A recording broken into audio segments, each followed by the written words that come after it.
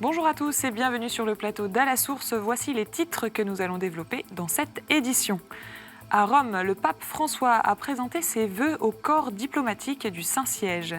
En France, au Sénat, la commission spéciale chargée d'examiner le projet de loi bioéthique a modifié des points importants du texte de loi. Et puis les incendies en Australie continuent de ravager le continent. L'appel d'un évêque catholique sur place. Enfin, dans notre dossier, nous reviendrons sur les vœux du pape François au corps diplomatique, des vœux de paix et d'espérance qui résonnent fortement dans un contexte international tendu en ce début d'année. Pour en parler, nous retrouverons Nathalie Lénard du magazine Réforme et Aymeric Pourbet de France Catholique. Ils sont avec nous sur ce plateau. On les retrouve juste après le journal. Nous ouvrons justement ce journal avec les vœux prononcés ce jeudi matin par le pape François. Un rendez-vous qui a lieu chaque année en début d'année et qui rassemble des ambassadeurs accrédités auprès du Saint-Siège, c'est-à-dire plus de 180 représentants des États en relations diplomatiques avec le Vatican.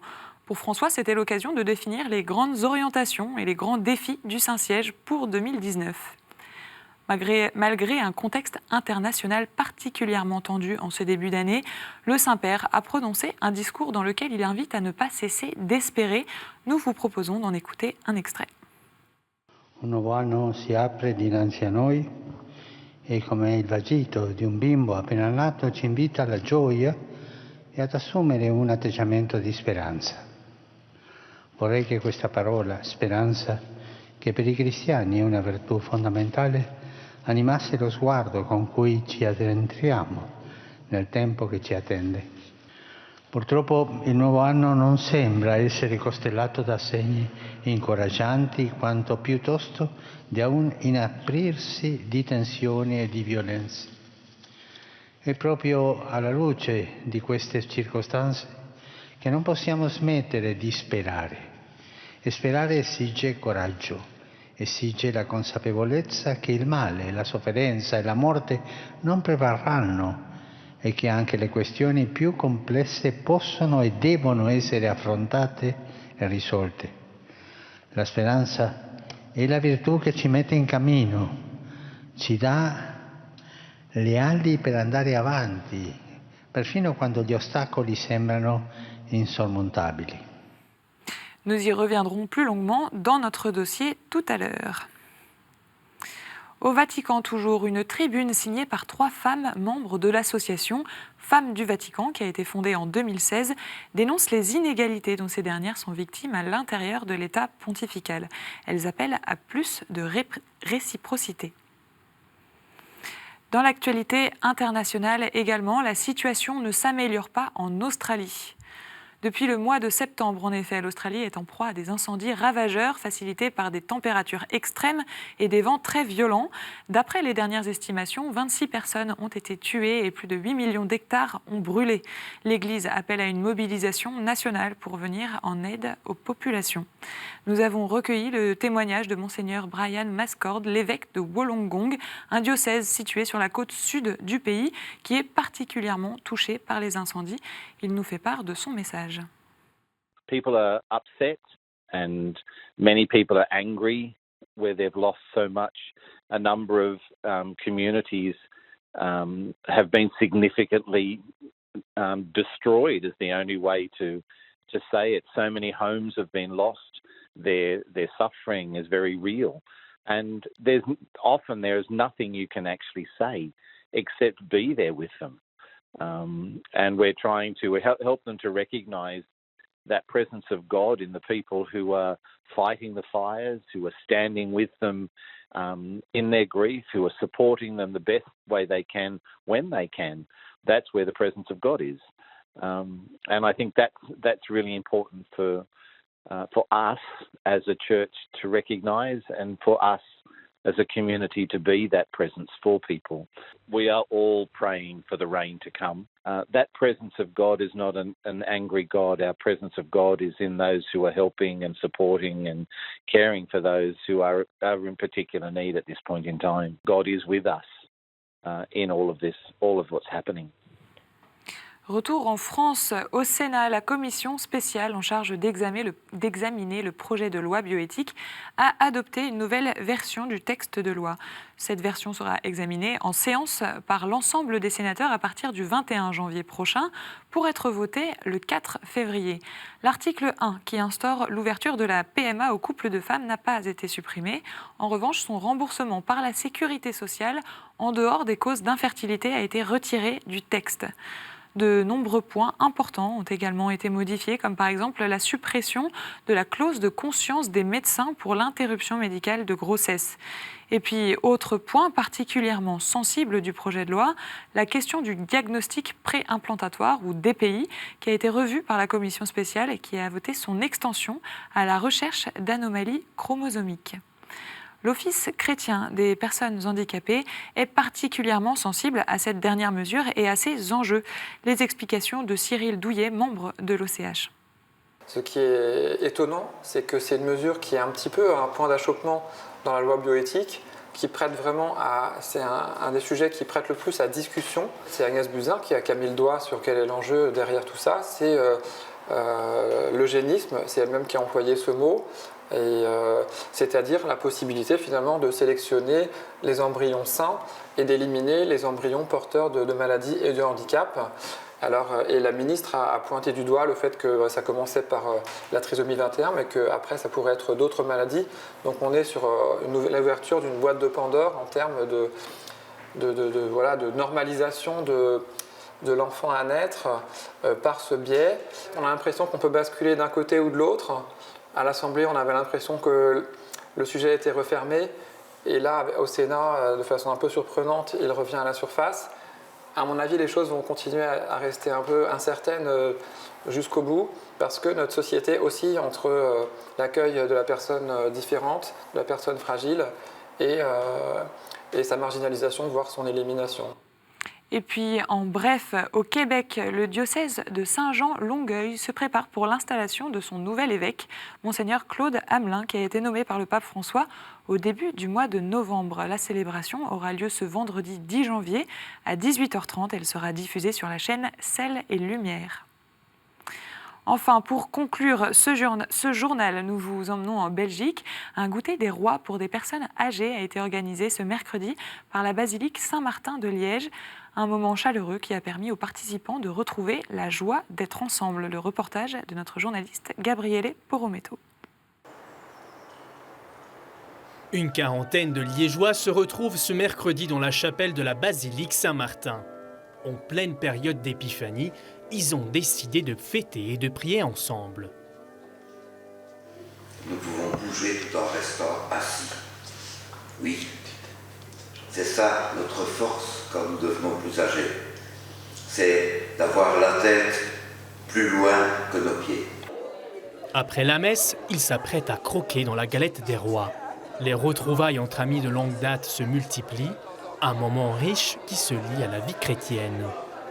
Les gens souvent prient tout seuls chez eux et retrouver une prière communautaire, ça c'est évidemment une richesse aussi. Il y a une occasion de se rencontrer et de faire un peu la fête ensemble, surtout des gens qui n'ont peut-être plus autant l'occasion de se voir qu'auparavant.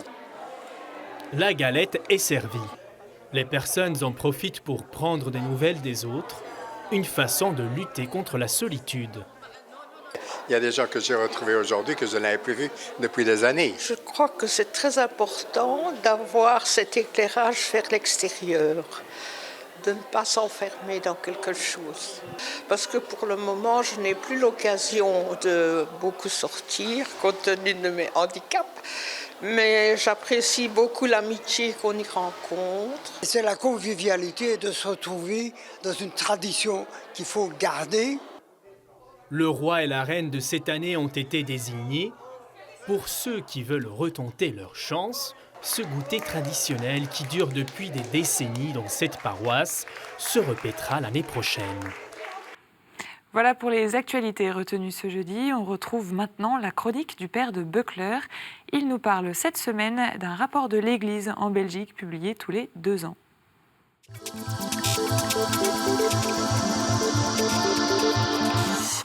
Chers téléspectateurs de KTO, meilleurs vœux pour 2020. Une année nouvelle, c'est des espoirs, c'est des projets, c'est aussi des bilans. L'Église de Belgique, depuis 2 ans, fait un bilan en fin d'année. Elle a sorti ce rapport de l'Église de Belgique, très bien illustré. Il y a tout là-dedans, le nombre de prêtres, de paroisses, de mouvements de jeunesse, de pèlerinages. C'est très bien fait. Que nous apprend ce rapport ? Bien, ce rapport nous apprend évidemment des choses pas toujours faciles à vivre, que l'on sait que l'Église évolue en Belgique comme en France d'une Église sociologique où tout le monde est à peu près catholique, plus ou moins, mais l'est quand même, vers une Église de choix. Et donc, de fait, il y a moins de baptêmes, moins de mariages, moins de funérailles, moins de prêtres. Et en même temps, ce rapport nous montre des chemins d'espérance. Par exemple, c'est vrai qu'il y a moins de prêtres, et c'est dommage, mais d'un autre côté, il y a de plus en plus de laïcs qui s'engagent et qui font de leur vie un service d'église. Aujourd'hui, il y a plus de laïcs engagés en Belgique que de prêtres actifs. C'est intéressant à savoir. Autre élément intéressant, parmi les très nombreux bénévoles qui travaillent dans l'église en Belgique, une majorité, 55%, sont des femmes. Là aussi, c'est intéressant. Je ne suis pas un féministe pointu, mais par contre, je me rends compte que partout où des hommes et des femmes collaborent à tous les niveaux dans l'Église, c'est positif. Je suis vicaire épiscopal, et bien au conseil de l'évêque, plusieurs femmes sont là comme déléguées épiscopales, sont mes collègues, et je me rends compte que chaque fois qu'on doit discuter de sujets d'Église, le fait que des hommes et des femmes discernent ensemble, c'est un plus. Voilà pour 2020, je me dis oui, l'Église parfois traverse un chemin de croix, mais c'est aussi un chemin d'espérance. Écoutons donc ce que l'Église a à vivre dans ce temps, ce que l'Esprit dit aux Églises. Bonne année à chacun, avec le Christ, avec l'Esprit. Merci Père, et tout de suite, c'est la revue de presse.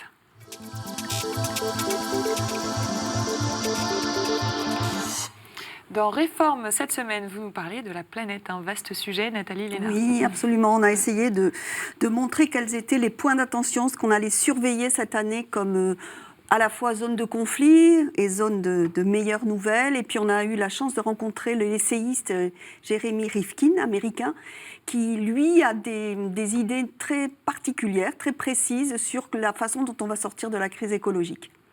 Merci beaucoup. À la une de France catholique, remettre le diable à sa place. Aymeric Pourbet, expliquez-nous. Alors d'abord, c'est vrai qu'on a rencontré longuement l'exorciste du diocèse de Paris, le père Duloisy, qui a sorti un petit bouquin très précis, très pédagogique sur la question. Et ça nous a semblé important de remettre à l'honneur ce combat spirituel qui est réel dans la vie de tous les chrétiens et qu'effectivement, il y a aussi une lutte contre le démon. Alors, notre couverture, justement, montre qu'il ne faut pas en avoir peur. Si on voit ce bénitier de Saint-Paul-hors-les-Murs où le diable fuit devant un petit ange joufflu qui trempe ses mains dans de l'eau bénite. Ça veut dire que voilà, il faut remettre le diable à sa place, mais en revanche, il est une réalité spirituelle et qu'il faut en être conscient dans sa vie chrétienne de tous les jours. Voilà, et c'est pourquoi c'était important de faire le point pour nous avec le père Duloisy. Très bien, merci beaucoup. La Vie consacre sa une cette semaine à Régis Debray, un révolutionnaire dans l'âme selon le magazine. L'intellectuel brosse dans un entretien de nombreuses thématiques actuelles, comme par exemple le dérèglement climatique. Selon ses mots, je cite, « L'alarme est justifiée, mais on ne peut pas en faire une terreur et on ne devrait pas en faire une religion ». Famille chrétienne publie un dossier sur les milieux populaires. Selon l'Hebdo, la fracture sociale entre les élites et les Français touche aussi l'Église. Une réalité qui doit nous conduire à repenser l'évangélisation. On retient également cette semaine l'éclairage de l'académicien Jean-Marie Rouard sur le mouvement historique de grève en France. Pour ce dernier, il faut remonter à la Révolution de 1789 pour comprendre le malaise des travailleurs. Et puis l'Hebdo de la Croix nous propose un zoom sur le journaliste et photographe Raymond Depardon qui se confie et se fait connaître à travers une sélection de 10 photos. On retiendra également un dossier sur les bibliothèques qui représentent, je cite, des laboratoires de citoyenneté, d'inclusion et de démocratisation. Enfin, Le Pèlerin revient sur la question des abus sexuels dans l'Église alors que s'ouvrira le 13 janvier prochain le procès de Bernard Prénat à Lyon. Partout en France, les langues se délient, affirme le magazine qui est allé à la rencontre des victimes. À retenir également l'entretien avec Christine Guimonet, professeure d'histoire-géographie à Pontoise.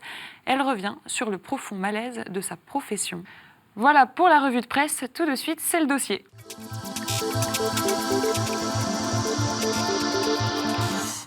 Et dans notre dossier, nous retrouvons Nathalie Lénard et Aymeric Pourbet. Bonsoir à tous les deux et merci d'être venus sur ce plateau.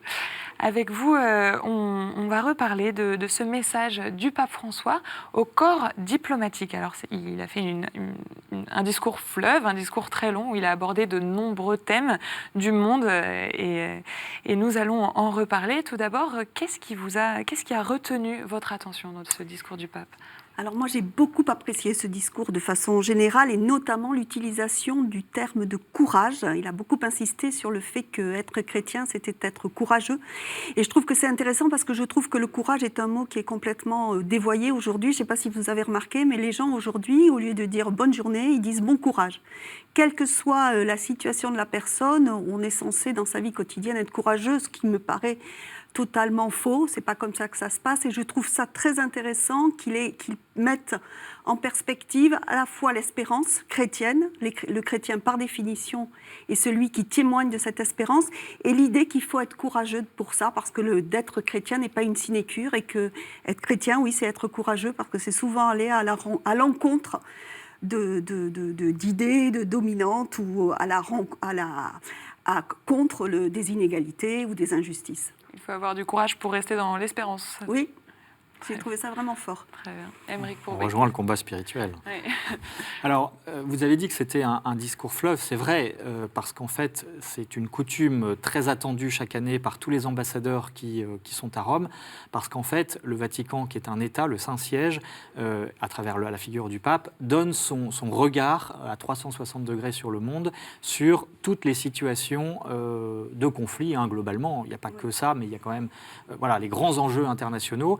Et donc, les ambassadeurs attendent ce moment parce que ça donne une autre vision qui est celle des rapports de force habituellement entre les pays, même à l'ONU. On sait bien qu'il y a des rapports de force.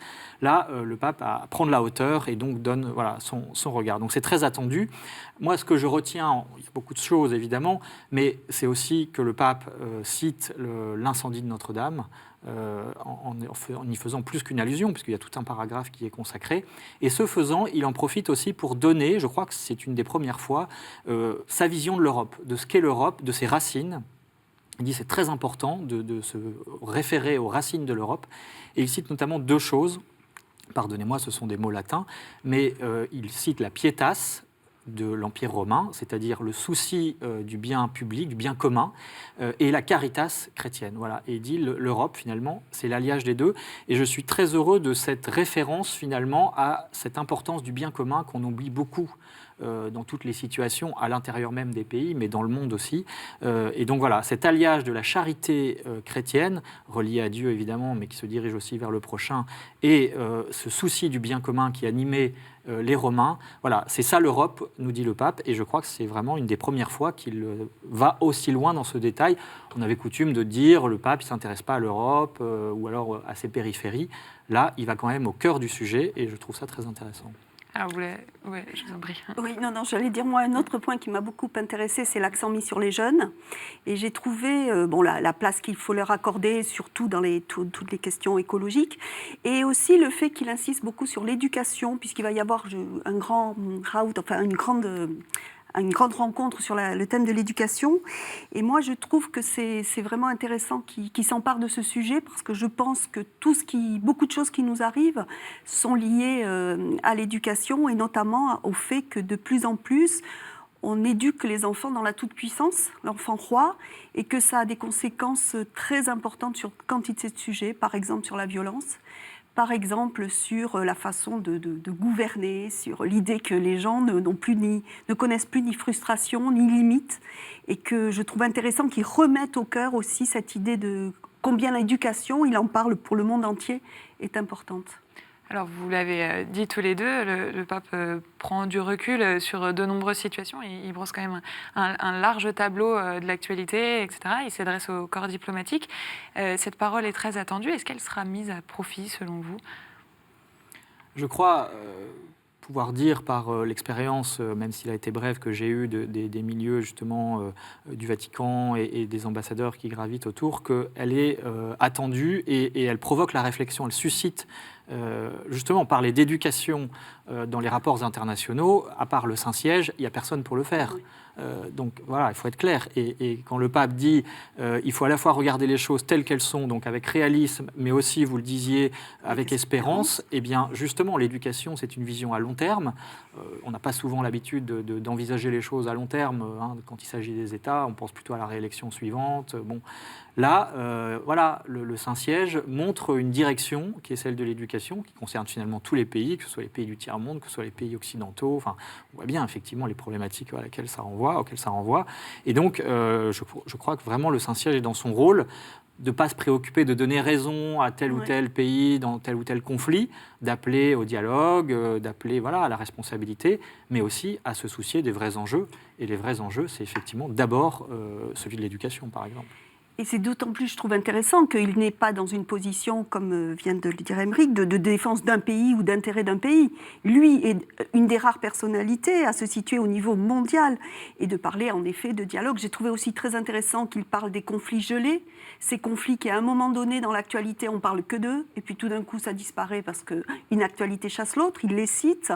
Et il insiste aussi sur les zones, comme en Mauritanie, il donne des exemples où le dialogue a porté ses fruits et qu'il peut y avoir de la médiation. Donc il cherche à donner des signes d'espérance. Et je trouve, oui, que c'est très intéressant que quelqu'un comme lui s'adresse à des gens qui quand même ont une importance capitale dans le dialogue et essayer de trouver autre chose que les armes dans les relations internationales. Et alors, c'est tellement vrai qu'il y a énormément d'ambassades, de pays qui choisissent d'avoir des ambassades à Rome parce qu'ils savent, que c'est un carrefour d'information unique en son genre, avec la présence sur le terrain de missionnaires, de prêtres, etc. Et par ailleurs, effectivement, ça permet parfois de dénouer des conflits. On l'a vu, par exemple, sur la scène internationale entre Cuba et les États-Unis, que le Saint-Siège s'est beaucoup entremis pour faciliter réconciliation, le mot est peut-être trop fort, mais enfin, ce rapprochement après quand même des dizaines d'années de conflits ouverts, eh bien là, voilà, le Saint-Siège, il joue vraiment son rôle. Il est membre de droit de l'ONU, de la communauté internationale, en tant qu'État, et ça, c'est très important de conserver cet aspect-là. Le Saint-Siège, ce n'est pas uniquement une réalité spirituelle, c'est aussi un État, avec tout ce que ça comporte, mais ça lui permet de faire entendre sa voix dans ses enceintes, et ça, je crois que c'est très important. Alors, on parle des conflits, et un conflit qui résonne particulièrement en ce début d'année, c'est la confrontation entre l'Iran et les États-Unis, et la parole du pape était justement attendue sur ce conflit-là. C'est le début de l'année, il apporte un message d'apaisement. Est-ce que ce message peut être entendu justement dans ce cas de figure ? C'est celui-là, comme ça a été la Syrie, comme ça a été, il y a tellement de conflits, et forcément il est dans une position, une posture où il va appeler à la médiation, à la résolution des conflits. Donc évidemment, et comme un conflit chasse l'autre, est-ce qu'il est entendu ? Oui, sans doute qu'il est en partie entendu, et heureusement que cette parole-là existe. Je ne suis pas sûre que Donald Trump va particulièrement écouter le pape pour abaisser son niveau de... Peut-être. J'ai un exemple qui remonte un petit peu à quelques années, qui concernait la Syrie. À l'époque, souvenez-vous-en, les États-Unis étaient prêts à frapper la Syrie, et c'était en septembre. Le pape a appelé à une journée de prière. Alors après, on croit ou pas à la force de la prière, néanmoins, ça a eu l'effet, en tout cas indirect peut-être, on ne sait pas, mais que cette escalade est descendu, s'est abaissé, et au point qu'il n'y a pas eu d'intervention à l'époque. Oui, sauf que, est-ce que ça a été une bonne chose au final, quand on voit la situation aujourd'hui en Syrie ? En tout cas, non, mais ça suffit certainement pas. Mais en revanche, ça a permis quand même de faire baisser la tension. Et rien que ça, on sait que le Moyen-Orient est une poudrière, donc la moindre petite allumette pouvait provoquer. Et on voit bien, effectivement, l'Iran, en ce moment, c'est très inquiétant. Mais je pense qu'il est trop tôt pour déceler encore une influence réelle du Saint-Siège. Et puis, par ailleurs, il faut aussi savoir que l'influence du Saint-Siège, elle se joue souvent dans les coulisses. Bien sûr. C'est-à-dire qu'il y a les mots qui appellent au dialogue, bon, ça c'est normal. Et puis après, il y a l'action aussi des diplomates, et l'action des diplomates la plus efficace, elle se joue dans les couloirs des chancelleries, pas forcément dans les médias. Ouais. Et il rappelle aussi la fragilité de la situation au Liban, par exemple. Moi, je trouve que c'est intéressant qu'ils le redisent, parce que c'est un rôle capital avec tout le nombre de réfugiés syriens, justement, qu'il y a au Liban, dans ce tout petit pays, qui est aussi au cœur de tout ce qui se passe au Moyen-Orient. Donc moi, je trouve que oui, c'est une vision très générale, évidemment, mais intéressante.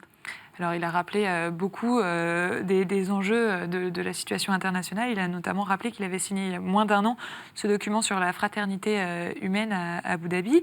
Il invite à vivre en paix dans des sociétés multiculturelles et multireligieuses.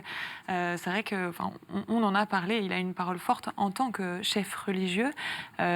Encore une fois, est-ce que c'est un discours qui est entendu Écoutez, ça, on n'a pas le recul suffisant pour le dire, mais c'est vrai que dans ce nombreux discours, quand il se déplace au cours du voyage à l'étranger, etc., lorsque ce chef religieux particulièrement appelle à refuser catégoriquement la violence au nom de Dieu, ça a une portée, évidemment. Et on voit bien que ça fait parfois bouger les lignes, comme en Égypte notamment. Bon, alors évidemment, c'est des pas de fourmis. Parfois aussi, c'est critiqué parce qu'on aimerait parfois qu'ils soutiennent davantage les chrétiens persécutés, notamment du fait de ces idéologies, que ce soit le communisme, que ce soit l'islamisme aujourd'hui. Et donc, voilà, mais la position de pape, elle est très compliquée, parce qu'effectivement, il est chef d'État, il est aussi le chef des chrétiens, et en même temps, il est chef religieux, donc il s'adresse à l'humanité. Voilà, donc sa parole, elle est à chaque fois pesée au millimètre. Les communiqués du Vatican sont toujours extrêmement précis, il faut savoir les lire, les décrypter, parce que parfois, ça reste un peu général, mais néanmoins, c'est très, très étudié. Pour conclure, Nathalie Lénard, est-ce que vous partagez cette espérance du pape ? Ah bah oui, c'est-à-dire que si je ne partage pas l'espérance du pape ou de tout chrétien, je pense que on ne peut pas être chrétien si on n'est pas espérant, parce que sinon... Est-ce qu'elle est réaliste ? En tout cas, je trouve très intéressant qu'ils disent qu'au cœur de l'espérance, il y a le réalisme. On n'est pas des bisounours. On vit dans ce monde-là, c'est ce monde-là qui nous a été confié avec une complexité grandissante. Et c'est à nous à y porter, à y trouver et à être des porteurs d'espérance, oui. Mais merci à tous les deux d'être venus sur ce plateau. C'est la fin de cette émission. Vous pouvez retrouver l'intégralité du discours du pape François sur notre site internet. Et vous pouvez retrouver également cette émission sur notre site internet www.ktotv.com. N'hésitez pas non plus à réagir sur les réseaux sociaux avec le hashtag #AlaSource. On se retrouve mardi prochain. Excellente soirée sur KTO.